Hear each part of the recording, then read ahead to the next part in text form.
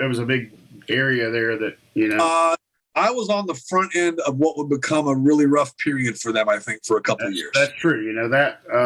Eric Dover, Eric Dover? Of course.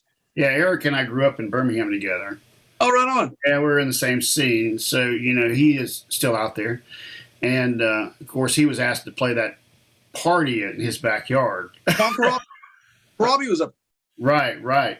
Of course. A lot of those guys in the area there were there for that. So I had heard about it. In fact, the crazy thing about it was Damon was in Nashville with Alice Cooper. Oh, and yeah. I just went to see Alice Cooper at the Ryman Auditorium, of all places. Yeah. And just got blood spurted on me in the Ryman. And then I come home from that show. I saw Damon back after the show a little bit, and then I came back, and then I went on the internet because I'd already heard this was happening, and I hit the video, and the first thing I see is Eric Dover, and I'm thinking, what in the hell is going on, man? I mean, it's just like that crazy stuff like that you're talking about. Everybody out there ran in the same circles. He knew somebody, and well, what the thing is where I lived in Studio City. I really was just a couple miles from Ed. Yeah. Ed is on, his place on Coldwater, which if you just went straight down Ventura and made a left on Coldwater up the hill, he was up there. But man, that was the cool thing about living there. Like I said, I was really fortunate for when I did get signed and everything. I mean, I hung out with everybody. We ran in the same circles. It really was a small world. But that was the weird thing was it wasn't uncommon. It was uncommon to run into Ed because Ed didn't go out. Right. Or Ed didn't go to the places I went to. But I saw I would see Paul Stanley at the grocery store. I'd see Billy Sheehan everywhere. The guy from the Goo Goo Dolls was on my street. Gary Cantrell lived right here. It was just, we were always all around each other, but it was California, man. You would see Newman from Seinfeld at my grocery store once a week. It was just, you got used to seeing famous people. Yeah, the Sportsman's Lodge there in Studio City? I used to go hang out there. Right. So I've stayed there over the years, and I was first introduced to that place back in the 90s. But I was back there I went a couple days early before NAMM, and just in that one morning I saw Eric Johnson and Scott Travis that just at breakfast. And you know what? Like I said, we'd go hang out there on the weekends because it was on my street. That is Coldwater in Ventura, by the bottom of Ed's. Right. Okay. But that was where you ask every band that toured and stopped in LA, they would always stay at the Sportsman's. Mm-hmm. It's gone. It's gone. Finally, just now they finally closed it as a hotel, and they're making it some kind of big Airbnb thing or something. But the Sportsman as a unit, as the Sportsman's Lodge, is gone, unfortunately. Wow. Yeah, that was an iconic place. I had won a guitar with Yamaha in the 90s. Yeah. And basically I was working at a store, and they gave me an award, and the award was to come out to their custom shop out there. Wow. And they put me up at the Sportsman's. And, so we did the guitar design with Rich Lasner, who was with Ibanez when Satriani and Vi did their guitars. Yeah. He was with Yamaha after that. So I did a guitar with him. Oh, cool. And he built me whatever I wanted. In fact, Vi just came out with this new guitar, this Hydra thing that has a 7 and a 12 on it. And I had actually floated that idea to them when I was building this thing because I wanted to see if they would build it. And they were like, "Yeah, we'll build it as long as it doesn't have jewels and stuff on it. We'll build it." And he said, "But you got to get a case. We got to build a case for it. We got to build all this custom hardware for it. Yeah. And then are you going to play it? Like, yeah, maybe not. Maybe we shouldn't do that." But now I'm pissed. I should have a double neck, man. I don't have a double neck. Wow, that would have been great. Yeah, so that whole area, yeah, I know exactly where Ed's house was. It was funny because I had passed by there many times over the years because I used to take that path over through Beverly Hills down to the Sunset Strip, and I had passed his house and didn't know it. I didn't know it. I had no idea. Which is perfect. I mean, it's an inconspicuous entrance because, yeah. It's like he was putting a Frankenstein striped mailbox out there. Right. That's crazy. Let me ask you some stuff about Gene and Ace. Sure. Obviously, you guys in this whole article in Guitar Player, so how y'all are fans and how you become this this backing band for these guys.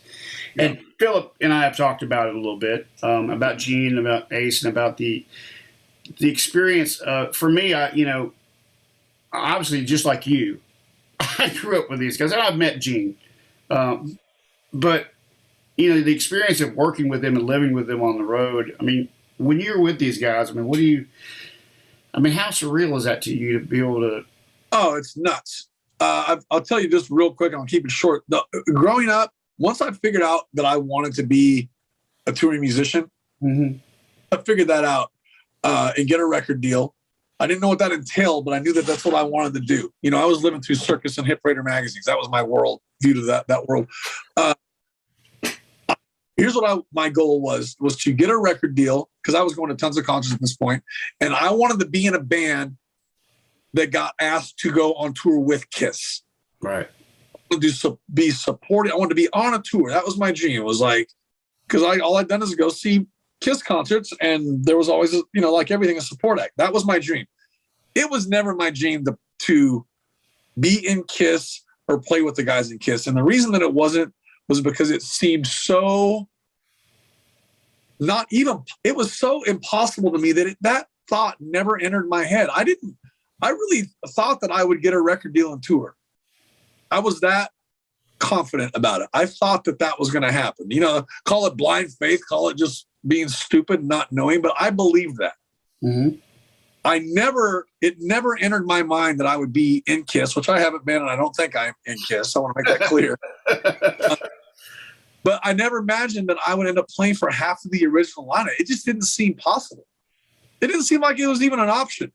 That was never on the checklist because it just seemed too far out there, Sure. So the story of this is that you have contact with Gene back in the early 2000s. Well, what happened was once like I said, I was in Hair of the Dog, and all of a sudden you start getting into the magazines, and you start getting access, to backstage at all the shows and this and that, which means you start running into people. So we became acquaintances. He will never remember meeting me in the 90s and even in the early 2000s. He wouldn't remember it. There's no way that Gene remembers meeting me when I live in Los Angeles. Sure. What happened was we got offered to do the Kiss cruise with a band called the Big Rock Show. And we were a 80s metal review. Rat, Van Halen, Motley Crue, Whitesnake, Dio, Bon Jovi, that kind of thing, right? Mm-hmm.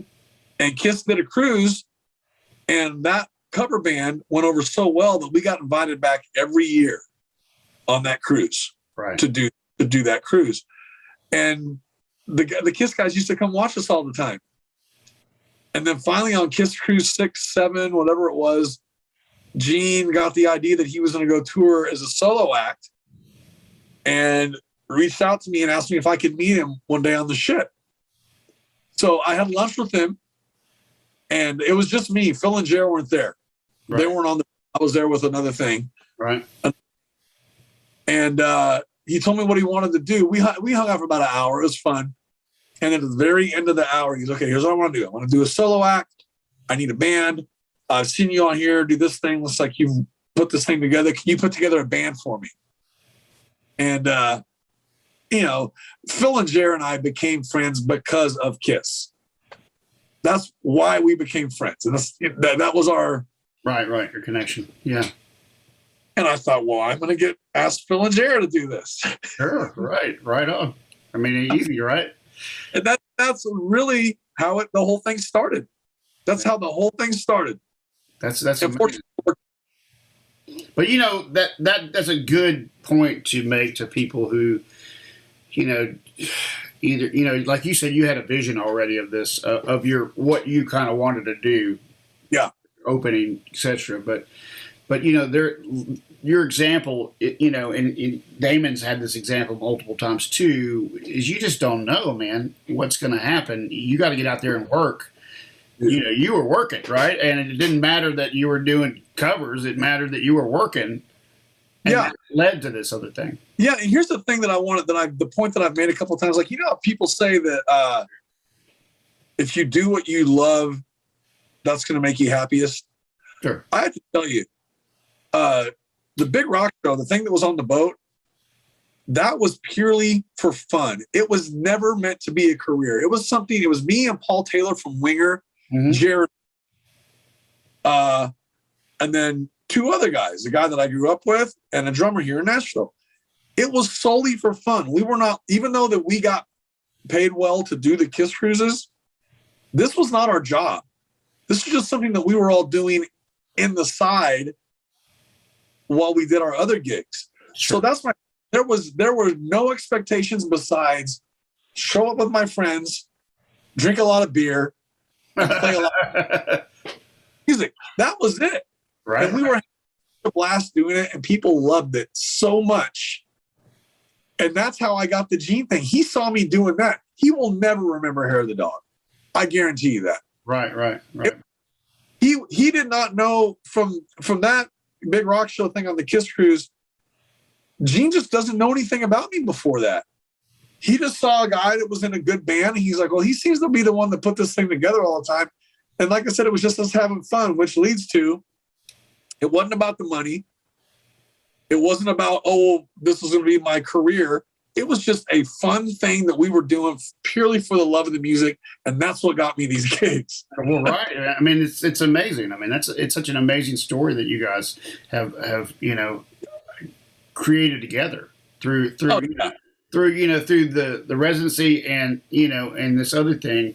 You guys have I've kind of watched probably that's been since I was aware of 5 years ago, I guess 5 or 6 years ago, and kind of watched how you guys through Philip, sure, how this has progressed for you guys, and it's an amazing thing to watch. Such simple love for something, create something like this, where you guys might as well be in the Detroit Rock City movie, because it's just it's that crazy.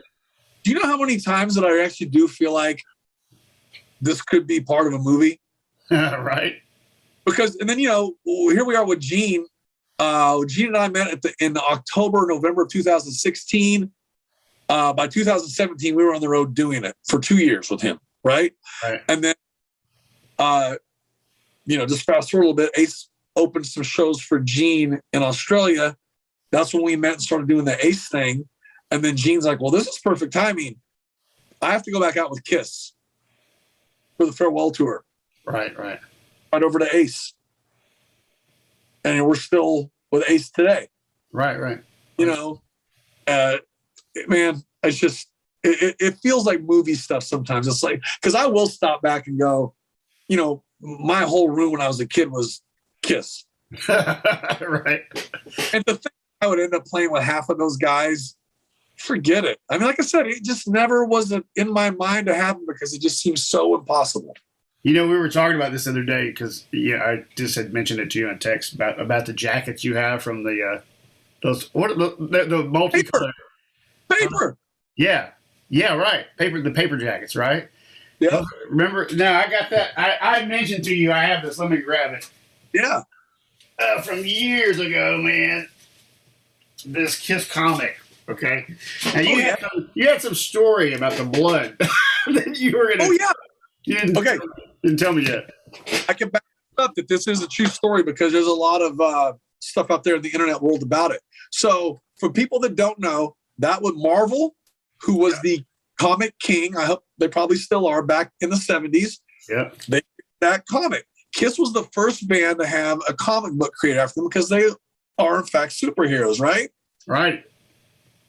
Kiss being the kings of marketing, it was probably more Bill Aucoin's idea, but who cares? Because he was like the fifth Beatle of Kiss, if that makes sense, right? Right. Had this awesome idea that they're going to go to the print plant in upstate New York. They're going to get physicians, actual doctors, to come up there, and they're going to have a media event with all the news and all the papers to come watch each guy from Kiss get their blood drawn by an actual doctor. Right? They each have their own vial of blood. They then walk into the printing plant, and this is everywhere. You can look this up online. And they each took their own vial of blood and poured it into the ink, the vat of ink that was going to be printed for the entire Kiss comic. So on the front, you'll see printed with real Kiss blood. Right. Their blood was poured into the ink that went into that comic, right? Right. That's what Want to know what it says right there. Printed real Kiss blood. Hey, first, let's give it to the guys at Bill Coin for a great marketing, right? Right. That ink did not end up in the comic. It ended up in a copy of Sports Illustrated. Wow, really? It's out there. Look it up. That's funny. I can't tell you what issue it is of Sports Illustrated because I don't know. But but you know, I didn't even know this info till probably 10 years ago, 8 years ago. But who cares? It's like they'll, like I said, even in that magazine, if you open it, yeah, a piece in the middle that tells this whole story with the photos of them getting their blood drawn. Yeah, I knew that. Yeah, I remember the pictures. Yeah, in here. And you know, if it had to be 30 years later for us to find out or whatever that the blood didn't really, who cares, man? It's like who can do that? It's just amazing. I can't. Has that happened again with the magazine of anybody in any genre of any doing anything like that? No, you know what? You're thinking about that too. If you remember, they had the baseball cards too. Remember those? Look at this. I still have them. This one here is unopened. It still has the bubble gum in it. Oh wow! Yeah, right. Wow, man. So this was, if I'm right, edition 1 was blue. And then the second series came out, I think, was the red packaging. I think, or, you know, but anyway. Yeah. I remember we were like kids going to the corner store and getting 25. Right. And he's like, you had to have it. I mean, it's like. Had to have it. Right. I bought my parents bought just tons. I can remember my mom coming home from the grocery store and just having like a stack of them that she would give me of the packs. Oh, yeah. You know, and I can still remember that smell. Oh yeah, the smell of the gum. Right? What do you? And this really is the original. What do you think the gum's like today? Pretty rough, but you could probably eat it and not die. Probably, I don't know. Look, back, it was Super Bubble. Right. Yeah. Remember? Yeah, I do. That's. Cool. I think I think this came from. I think Jeremy got this for me somewhere. Okay. Yeah. I gotta have Jeremy. I have to have Jeremy on because I've had the other two of you on. I don't know Jeremy that well, but you know, Jeremy seems to have the same kind of love for Van Halen as you guys do. He does. The common denominator we have, the two of us, is VH and Kiss for certain. Sure. Phil and Jeremy met because of a Kiss incident, which I'll let Jeremy tell you. The cool thing is I do appreciate you having me on here. The cool thing is about talking to the three of us, though, is while you're going to hear a lot of the same stuff, I guarantee that each of us have a different memory or something the other guy left out that kind of completes the story, you know. So it would be cool for you to see Jer. Yeah, sure, man. I I'm glad I got to talk to you and get your. You know, everybody has their thing, and your experience out in LA. That's another piece of this and the stories behind this coming together. The three of you is a very compelling story to anybody who's starting out in the music business. You know, somebody's young and you got to be able to dream big, and then you got to work really hard. Yeah. No, I will tell you, it's like I mean, to a fault. I will tell you, it was like I was so. And when I say to a fault, I don't mean it that way, like anything bad happened. But as far as dreaming big and swinging for the fence, man, it's just what I always did. And I'm sure that, it probably affected some other things where I shouldn't have paid as much attention to other things as I did to this. But, man, that was my means to an end. And it's like, I will tell you this, nobody got hurt in the process. I learned a lot from it as far as just like, I was so focused on this that I should have been focused on other stuff sometimes, and I get that, but that's what happens, you know? It reminds me of a funny story of my parents when I'm like about 17 or whatever. And they're like, you're just too obsessed with this. And I mean, after they get me into music, you're too obsessed with this music thing. You need to do some other things. Who would think though, as a parent, And that's one of the things I'm talking about. Like, you know what? I should have paid a lot more attention to school. Like I graduated and did all that. I actually went on to get my associate's degree in music business and everything, but everything took a back seat to this. That's my point. Yeah. Everything took a back seat. And like you said about your folks, who would have thought? They didn't think when you were in grade school getting your first guitar that you're going to be 53 years old and doing what you're doing, and it's stuck with. Have you stuck with anything else that long in your life? I mean, you know, that was the moment that video came on, dude. It was like I knew. I've not stuck with anything or given anything more attention than music than I have in my life. Right, and I think it shows you guys. I always say, like with Damon, all the crazy things that have happened with him, lots of weird, wild. I think you probably know some of these stories. I do, but it's ever since I've known him, he has a superpower, and his superpower is not just his guitar playing. It's this the will and want and the desire, and his ability to communicate with people. It's so much more than just the guitar. Yeah, and what a talent, Mm-hmm. Just so good. Oh yeah, and so nice, Yeah, totally, man. Good. And it's funny. Damon will tell you this. He and I have never talked about it, but I feel pretty safe that he might say the same thing. You get a lot of, "You're so lucky." Oh, God, you're so lucky. And people say that in the most complimentary way. Sure, I understand. Yeah. They're like, God, the one thing that I learned that luck does play a part in stuff. There is a whole thing of being right place in the right time sometimes, or just knowing somebody. But also on the flip side, it's like the harder you work, the luckier you get. Sure. And I do know that. And I know, there are certain times when someone will be like, "Oh, that guy's so fucking lucky." And sometimes it's not always nice. Because I was going to say, for the most part, I think that's where people come from. But then on the flip side, it's like, no, it's because this is all I do. And this is why I find myself in the right place at the right time, one time out of 100. But it's like you have to always be present. Sure, exactly. And that's true with Damon. You're right. There was a work ethic with him, since I've known him since I was just getting out of high school. So yeah. I knew him when he was 20-something, when he was a kid. And he was the Van Halen guy, and that was immediately how we connected through the Van Halen thing. So, yeah. I watched his progression all the way through and there's been times when he didn't have a gig, man. He was just sitting at home and waiting or playing local stuff in between. You think about some of the stuff that's happened to him in the last 15 years. Well, there was a period right before that where dude didn't have anything on his radar. I mean, and he was at home.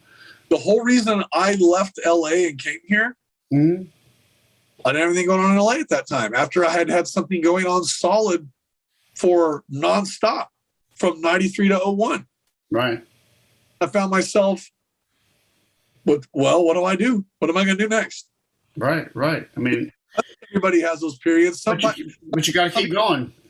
Yeah. Some people choose to do that as a hiatus sometimes. And some people do it because it's just what happened to them. It's like, well, okay. Yeah. One time I asked him, he might answer this differently now because it's been a number of years and he's back home. Yeah. More. But I said, was it all worth it? All of that you did, once you got out there and did all that with Cooper, 11 months out of the year, touring and then home for just, a month and a half and back. Yep. Was that worth it? Because, I watched the whole thing and he said, and he looked at me and he goes, "It's just what I do, man." You know what? I can hear and see him say, I know just how right. It's just what I do, man. And, I think that, he was, I mean, it's all he's ever wanted to do. And, I was there when he was doing it and he had a very, I think, he had such like you, a very specific focus and he was just driven at it. And he's a very nice guy, and see that helps. Incredibly. You know what? I've used this sometimes and stolen it. I had a guy one time call me Seabiscuit. Right. You blind He's like, like you stayed in your lane, man. He goes, you just always like, and I'm like, I'll take it. Yeah, I get a lot of compliments from people from high school that go, "Man, I'm so glad you kept doing what you did all these years." Yeah, they'll say that. I mean, and I'm just speaking of. I told Philip before I told him I was going to talk to you today. Yeah, I got it to you and anybody who eventually sees this is, man, I watched you playing guitar on Instagram. You're just fantastic. Thanks, brother. Just fantastic. It's like, I hope maybe one day I can tune your guitar for you or something. No. You need to come down here. We play through all my amps and stuff and have some fun. Philip's been over here a few times. We played around with all my gear and stuff. And I've got some pretty cool things like you probably have at your house that you love to peruse. Check out. But man, I appreciate you spending an afternoon here with me and talking about everything Van Halen and Kiss. Thanks for having me. I really appreciate it. I mean, if two of my favorite things in the world to talk about are Kiss and Van Halen, and boy, did we do it. So I tell you what, that they were such transformative bands, and we'll never forget them, man, because they are, yeah, man. Like I told you, I love them so much, and I tell the same thing about Kiss. Is like, people say, "What's your favorite song?" I'm like, "Well, it depends on what day it is. This is your favorite album. Depends on what day it is." I do spend so much time on both bands' entire catalogs that it just changes. Lately with Kiss, it's been Destroyer because they just did the whole remaster and the whole box set and the whole thing like that, Mm-hmm. With Van Halen, I've been listening to Eat 'Em and Smile a lot lately. I know that's that's just Dave, but that message that he released a couple months ago, that audio thing about quitting, it made me weep.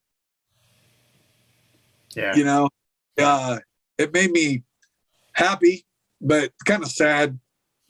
You know? It's our. So lately, it's been Eat 'Em and Smile has been spinning a lot, and then I've got a Live from Brazil, from Rio, LP bootleg that I've been listening to a lot of Van Halen. It was around, I think it was for the '84 tour. Yeah, I've been picking up those bootleg records to the vinyl live records. I've got a couple of them. The most recent one I got was "Wish Upon a Star" in Wichita, Kansas. Yeah, I think I got one too like that. I don't know if it was Wichita. Maybe it was Wichita. Yeah, if it was Upon a Star, that was a club in Wichita, Kansas. I want to think that was one of their nights off with Black Sabbath because of the date and everything. Hogos or whatever. Is that right? Hogos. Yep. That's the one I got. I got that, and I have, of course, the Pasadena, I have it. Civic, the 78 show that. You and I have a lot of the same stuff. I do. We could go through, we could probably have exactly the same stuff. Did you get the singles box set? I didn't get that, though. I have that. Yeah. It's one of the Van Halen things that I got it. I had to have it when I saw it. I got it, and I opened it and looked at the art. I put it away. I'll probably never open it again, but I had to have it. Right. I'm the same way, man. Hey, I want to ask you, too, before we go. On their return in 2012, how did you take that record? Different Kind of Truth. Different Kind of Truth, yeah. Man, I loved it. Like, from a playing standpoint, I was over the moon about it. I was just insane. And I loved recognizing a lot of stuff that I'd heard on earlier Van Halen demos that made it into there. And I didn't get to see the tour, and that's the bummer for me. Yeah, of that. Yeah. Get to see it. I felt like, man, I was just so happy to have new music from them, and I feel disappointed about it though because I didn't get to see it, and I had the opportunity to see them tour that, and I didn't get to. You see that 2015? Did you see that? No, I didn't. Like I said, I never saw them after that album was released. Mm-hmm. I never got to see. I know they were doing like Light Up the Sky and stuff like that, which I just would have loved to have seen. Did you see 07, 08, 2007? Nope. When he first came back? I didn't. His voice, and you know what? I made this comment to somebody, but there was there's the Roth that you saw, the Sammy and Dave Roth, right? That tour, which was like he was still stuck in 80, whatever. But then he made this amazing transformation at 07, where he becomes modern, and he really just embodied, and then not only that, delivered the songs. Yeah. with such. That was also a thing of, I felt, and who cares what I think, but as a fan, it's no question how much I love that guy, right? Sure. I also feel like what you're talking about, the way that he was delivering then, it was like working with what you've got. Meaning, no one is the same at that age as they were when they were in their 20s and that kind of stuff. This is the way it is now. This is the register where it is now. This is like my high note, and I have to work within that. And I felt he was doing a lot of that in that period. Yeah, and he did a really good job, though, and especially 07, 08. I thought, I saw the first show. Philip and I were both at that very first show when they both came back, which we didn't know about until recently, but we were there together. And it was great to see them back, and then the album, and being able to get it on vinyl, which I have. Isn't that cool? Which is now ridiculous. You can't buy it now. But Philip was the first. I think Philip bought the CD and the album on the same day. Yeah. Because Philip, I know for sure, as I heard it at his house. Yeah, it was great to have the last album on vinyl. Oh, yeah. So one final thing about Eddie, just losing Eddie and all this, we've not really, I think maybe you saw that thing I put up where did a little tribute to Eddie a couple of years ago, right after you passed. But that's been really tough not to have that closure with his legacy. I saw they just did a thing on the Shiprocked or whatever it was. They did a little. Oh, did they? Yeah, a show there. But I wonder, how you felt that day when you found out. I got to tell you, it was terrible. And here's the uncanny and weird coincidence that ended up being in my favor.